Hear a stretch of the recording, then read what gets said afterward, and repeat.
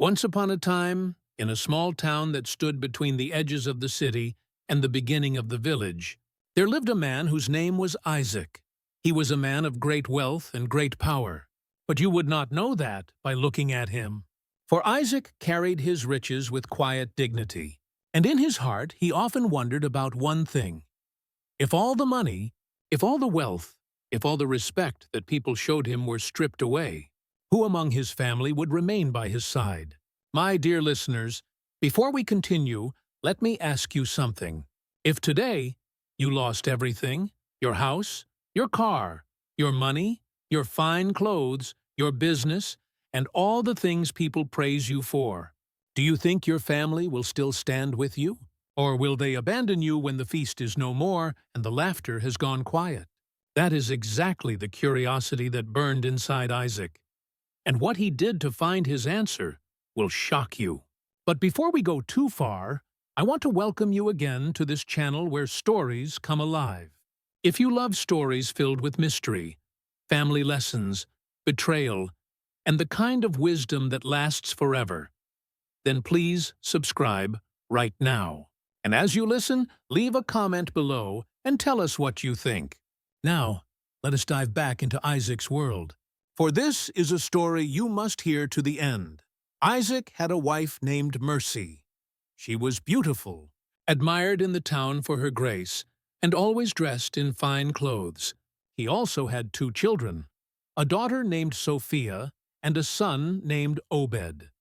Sophia was young, charming, and her beauty was already the talk of the village boys. She loved the admiration and the attention, and she carried herself with pride. But Obed, though quiet and simple, was deeply loyal, hard-working, and always close to his father. Isaac, in his heart, felt uneasy.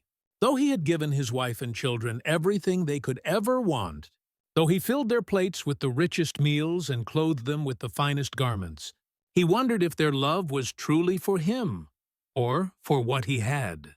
He had seen men lose wealth before, and with it, lose the love of their families.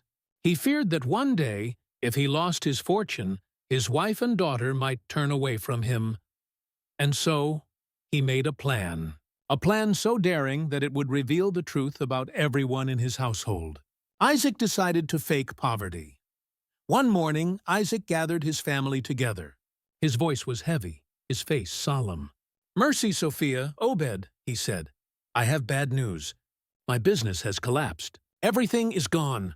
The lands, the money, the treasures, all lost. We must leave the city and live in the village, for I cannot afford this life anymore." The room fell silent. Sophia gasped, Mercy held her chest, and Obed, though shocked, stood quietly by. Mercy was the first to speak. Her eyes flashed with anger and disbelief. "What do you mean everything is gone? How could you allow this to happen? After all these years of enjoying a good life, now you say we are poor?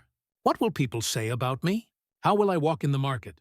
"Oh no, I cannot live in shame," Sophia cried out next. "Father, what will happen to me? I cannot go to the village and live like those poor girls.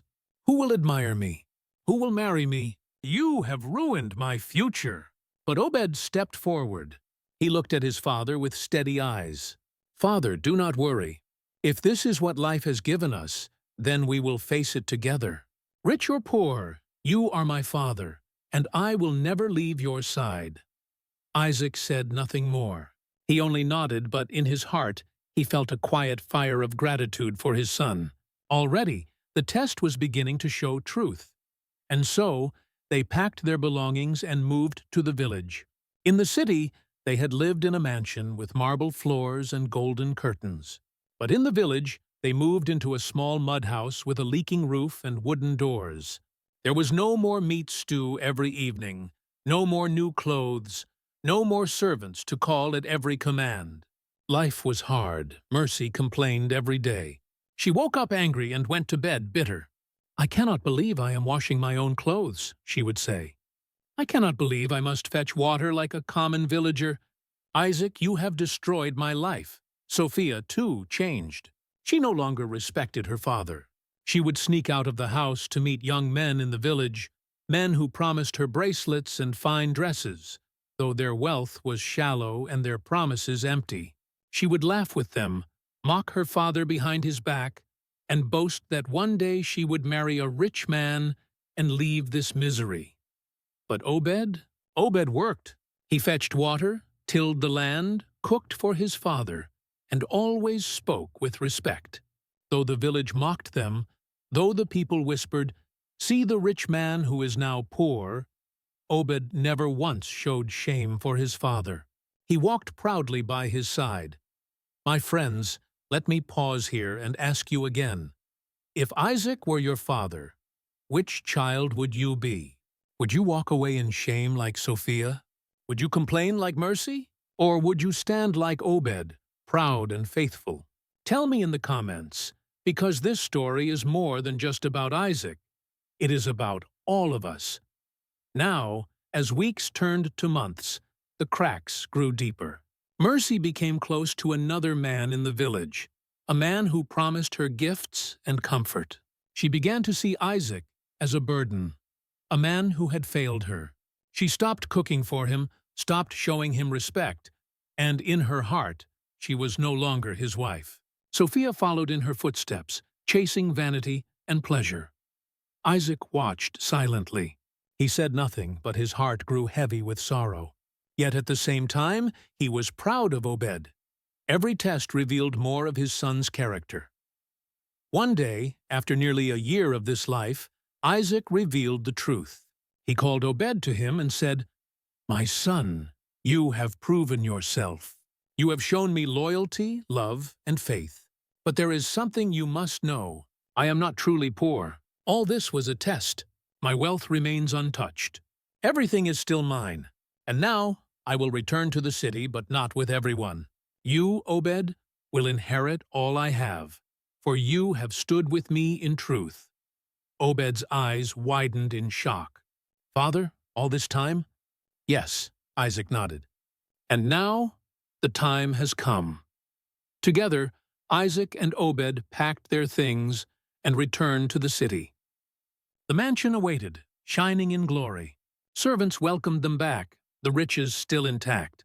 Isaac restored his place as a wealthy man, and Obed, beside him, became the sole heir to all his fortune. As for Mercy and Sophia, they remained in the village, still chasing their false dreams. Mercy clung to her new lover, thinking she had secured a better life, but soon discovered that he had nothing real to offer. Sophia, too, found herself surrounded by empty promises, her beauty fading with every disappointment. They never knew that Isaac had returned to his wealth. They never knew that Obed had become the heir. They were left in the shadow of their own choices. And so, the story teaches us this: love built on wealth and beauty is shallow, but love built on loyalty and truth is eternal. My dear listeners, what do you think? Did Isaac do the right thing by testing his family? Was he too harsh? Should he have forgiven Mercy and Sophia?